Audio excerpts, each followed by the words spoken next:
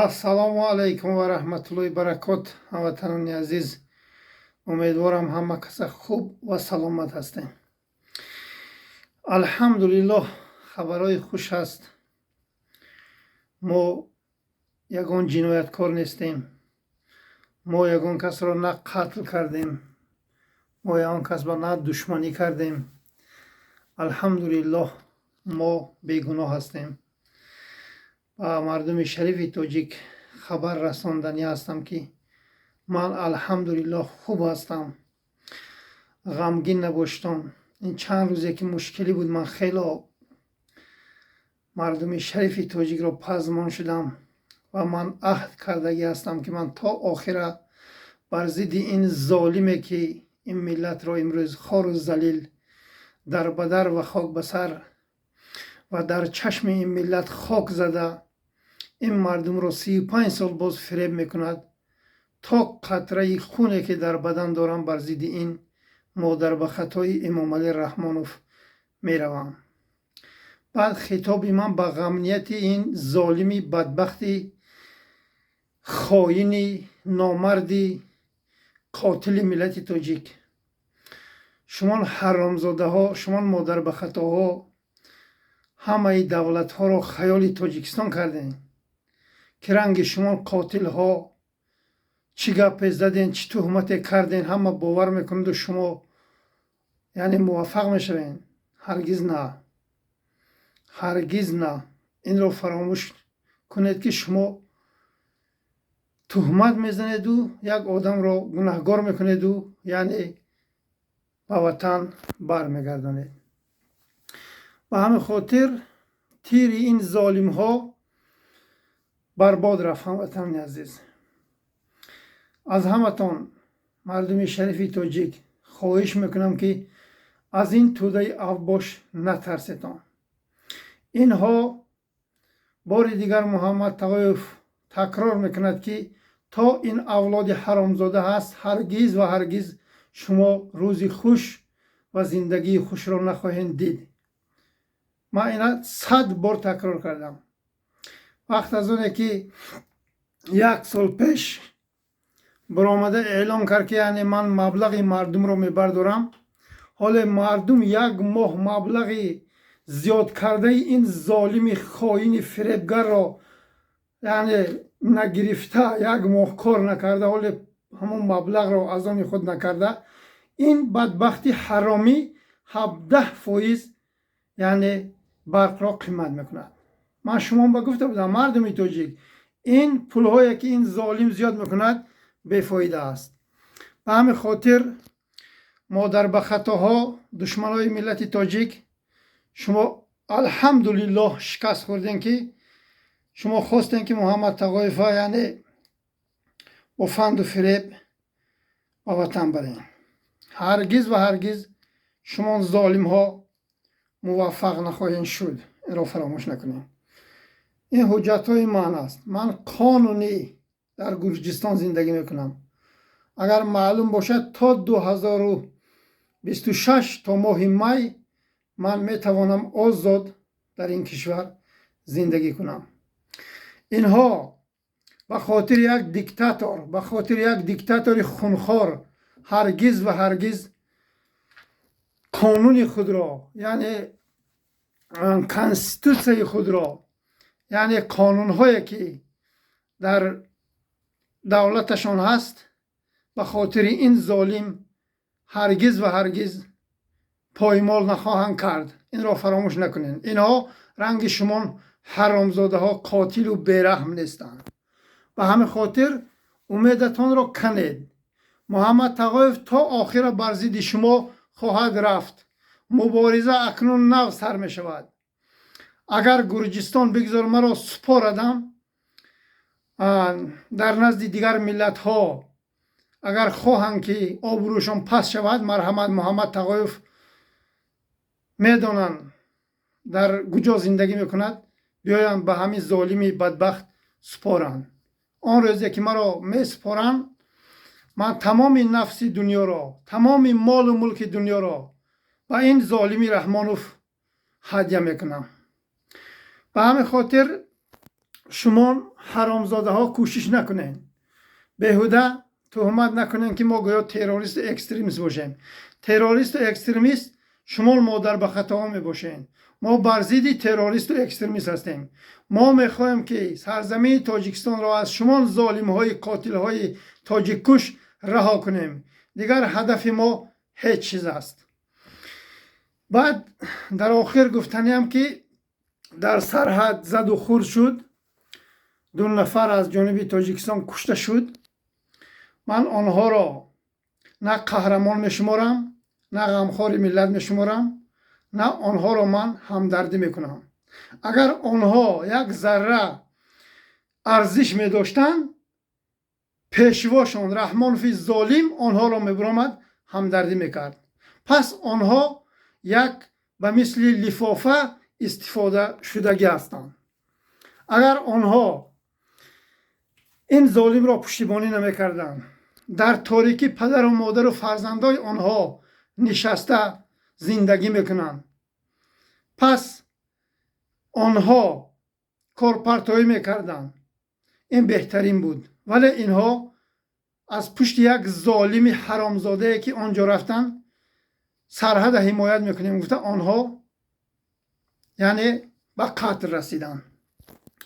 من بار دیگر تکرار میکنم که این ظالم رحمانوف تنها با زور سلاح یک باره میشود. شما منتظر باشید. حال کار نو سر شده ایستاده است. انشاءالله رحمان شما حرامزاده ها را ما با یراق و اسلحه یک باره خواهیم کرد. ما سرزمین ما را، ما مادر و خواهر تاجیک را، ما طفلکان تاجیکی که تا 18 ساله یعنی نمیتوانند به مسجد روند، همه آنها را آزاد میکنیم. این دشمن ملت، این خائن ملت، این قاتل ملت میبرد بر ضد دین ما مبارزه میبرد. میگوید که دیگر مسجد راز نکنید، بس مرا عصبی نکنید. تا حال روزای عصبی شدنت از پیش است، منتظر باش. حالا 2 نفر 3 نفر خواستن که سرحد را غصب کنن، حال هزارها آدم میدرویند. تو انتظار باش ظالمی بدبخت مادر به خطا، دیگر تو راه نداری. تو میخوای که محمد تقایف بازوری بری؟ تو مرد باشی چرا با من در تماس نمیبروی؟ و دیگر آدم ها تو زوری کرده مرا تاجیکستان میبری. تو ظالمی بدبختی مادر به خطای دشمن ملت تاجیک. من هرگز و هرگز از تو دشمن ملت تاجیک، از تو کافر مطلقه که بر ضد دین ما برآمده هستی نخواهم ترسید. این را فراموش نکن. اگر مرا قتل میکنی، اگر مرا ربوده میبری، اگر مرا چی طوره که میکشی، من به قطار همون هزارها تاجیکه که بیرحمانه کشتی، هزارها تاجیکه که برده 20 سال و 30 سال زندان کردی، من به مثل همونا هستم. این را فراموش نکن. من رنگ دیگر مخالفای تو نیستم، دیگر نامردان نیستم که برای ما از این راه هم یعنی در این راهی که انتخاب کردم دست کشم و خاموش باشم. من در این راه برآمدم تا آخره بر ضد تو ظالمی بدبخت خواهم رفت. تو دشمن ملت تاجیک هستی. تو را اگر آدمی که کمتر ننگ و ناموس و عقل و فراست دارد، تو ظالم بدبخت را هرگز و هرگز قبول نخواهد کرد. تو این فریبت را نگاه کن. 10% پول مردم را برداشته، 17% برق نبودگی را حال تو لعنت کرده. الله، تو حرامزاده، تو مادر به خطا زیاد میکنی. دشمن ملت تاجیک، خدا لعنتت کند. انشاءالله رحمان روزی فرارت نزدیک است. این را تو مطمئن باش. هر برادرایی که من در تماس هستم، تو به همه خاطر میخوای که محمد تقایف بری. تو میدانی کی را بری. تو دیگر بزو مزو اون آدم هایی که پرت افتگی گویا که آنها مخالف باشن، هرگز و هرگز آنها با کار نداری. تو میدانی کی را تاجیکستان بری، کی را قتل کنی، کی را نابود کنی، کی را تهمت کنی. تو خوب میدانی. تو خوب میدانی که از کی تو قد اجل میترسی. تو اگر از الله خود میترسی هرگز و هرگز این تهمت ها رو برای ما نمیزدی، هرگز و هرگز از ما نمیترسیدی. تو اگر الله به یک ذره باوری میداشتی و یک ذره از الله یک و یگانه اعتقاد داشتی و میترسیدی، تو هرگز از محمد تقایف نمیترسیدی. تو پروا نمیکردی که من برزیدی تو چی میگویم، برای اینکه تو دشمن ملت تاجیک از الله که من و تو را آفریده است نمیترسی و از محمد تقایف قدی اجل میترسی. شبا خواب نداری تو. حالا فرصت شود من صحبت های برادرای نشر کنم. برادرها استوار ایستاده‌اند. روز فرارت باری دیگر تکرار میکنم خیلی نزدیک است با قاتلان اطرافت. من عسکرانی که من پیشکی فهمانده بودم که شما نباید یگان کس به حمله کنید، شما نباید یعنی یراق بردارید. البته مرا گوش نکردید. شما هرگز سرحد تاجیکستان رو حمایت نکردید. شما از پشت رحمانوف کشته شدید، نه به خاطر الله، نه به خاطر سرزمین تاجیکستان. اگر شما به خاطر الله و به خاطر سرزمین تاجیکستان کشته میشدین، هرگز و هرگز مادر و خواهرتان را در تاریکی پرتافته رفته اونجا رنگی یک غلام خدمت نمیکردین. این بدبختی مادر به خطابه.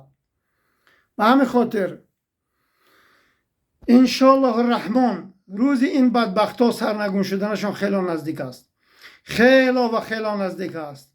حالا من اجازت را گیرم صحبت ها را نشر کنم. اینها شاید حال برادرای مجاهد وارد نشده اینها تاجیکستان را ترک کنند. شما با ما شوخی کردین.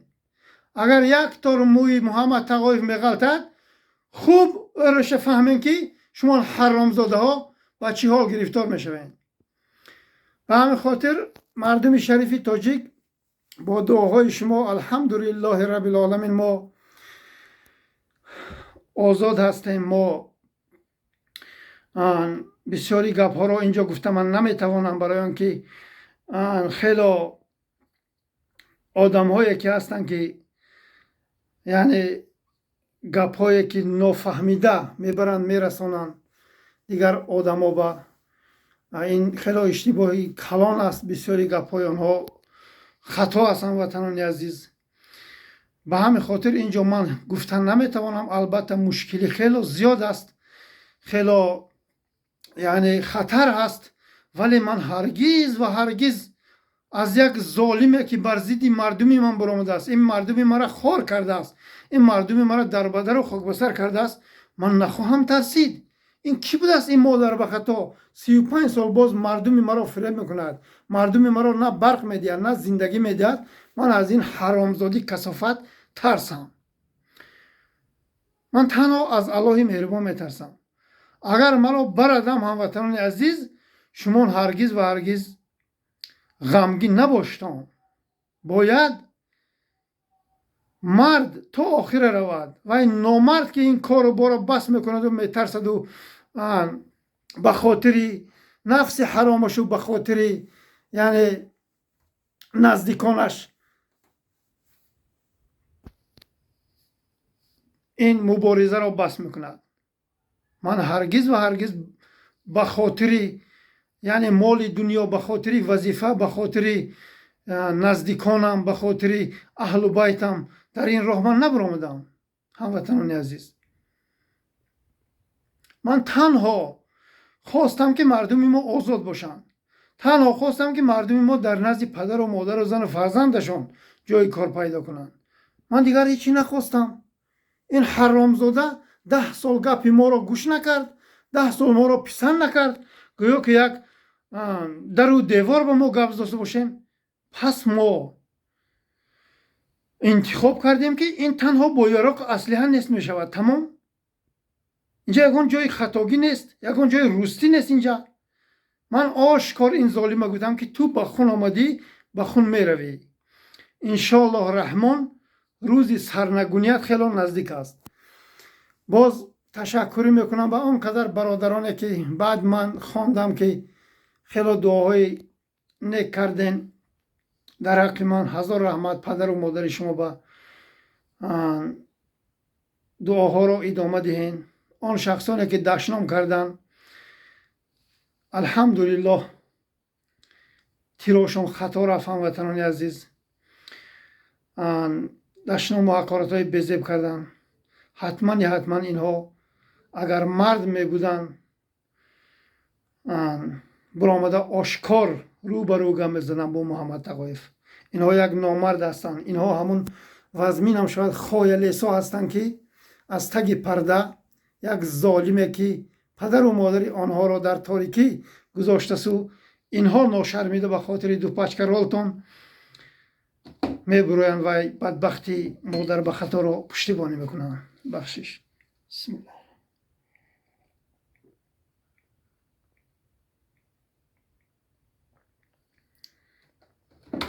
الحمدلله رب العالمین.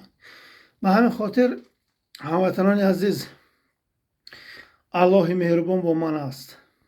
فقط شما به خاطر الله دعا کنین. از صدق دل دعا کنین که الله مهربان دعاهای شما را قبول کند. دیگر هیچ لازم نیست هموطنان عزیز. این راه شدن بسیار آسان است. ولی مشکلی در چیست هموطنان عزیز؟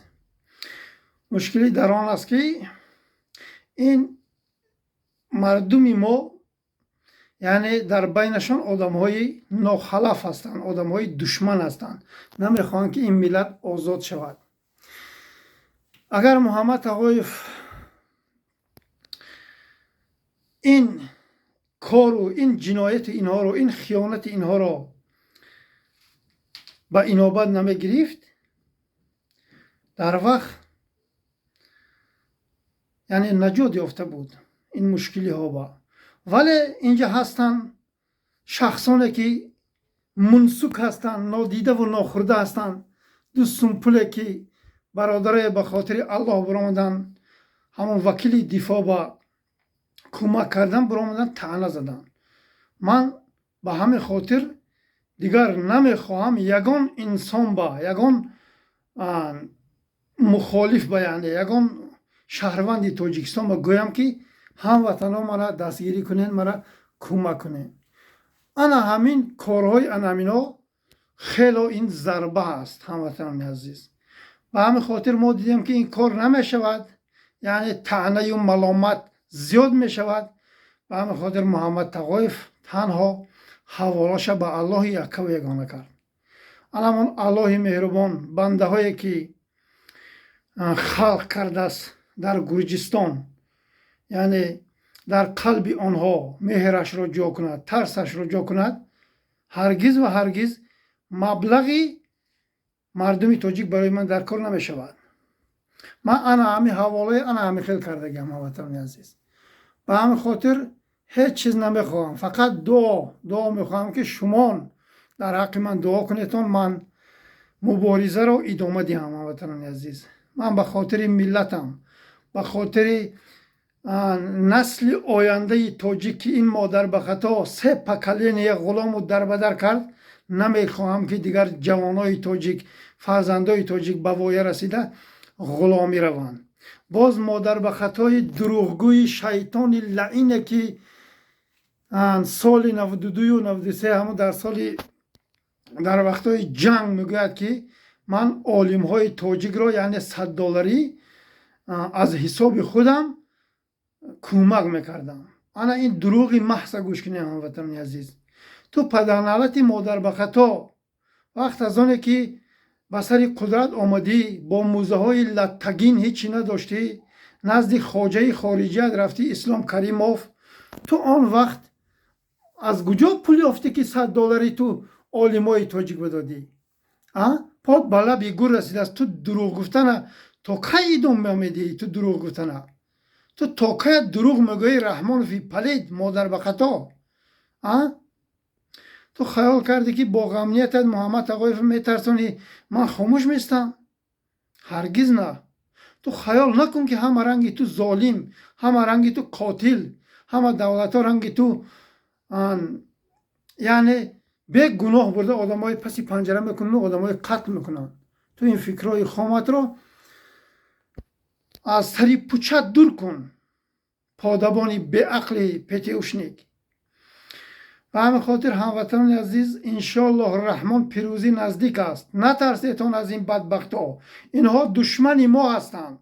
امروز این لعنت کرده الله اثبات کرد که این دشمن ما است. 10% هستک نیستک هم پول زیاد کرده سبحان الله، 17% برقی نبودگی برداشت است. پس آدمی که عقل و فراست دارن این را چه قبول میکنی؟ باز پیشوا میخوانی این رو، باز اینا بله بله میگی، توف در روی همون تاجیکه که بعدی فریب این آخران فریب این ظالم است. این روزی فرارش نزدیک است. انشاءالله الرحمن این با زور سلاح مجاهدان سرنگون خواهد شد هموطنان عزیز. دیگر یگان راه ندارد. انشاءالله فقط دعا کنیدان، فقط ترس را از دلتان دور کنیدان. اینها ما را 35 سال فریب کردن، ما را 10 سال گوش نکردن، یعنی گپای ما را قبول نکردن، یگان مردم نه خدمت کردن نه دستگیری کردن. فقط اینها خودشان در پناه آب سر دادن و تکبری و رسواگی کردن و خودشان سگی کلان گرفتن. اینها سگی همان به آب تر کرده می شوند انشاءالله الرحمن. خیلی نزدیک است. روزی فرار این بدبخت خیلی و خیلی نزدیک است. بعد در آخر گفتنی هم که این مادر به خطا اگر یک ذره ایمان می داشت، یک ذره از الله ترس می داشت، همون خواهر ما در زندان این بدبختی مادر به خطای زمین فروش و کل فروش با فرزندکانش گپ زد. رخشان حکیمова دل کافر کو پاره پاره می شود اگر وی با زبانی دیگر را ترجمه کنی که دیگر مردم را گوش کنند. همون کافره که قلبش برای صحبت مادر و فرزندش پاره پاره می شود. چایفی مسلمان. این کافر مطلق یک ذره رحمی ندارد، نه کودک به، نه موسفید به، نه جوان به، نه مادر و نه خواهر و نه دیگر.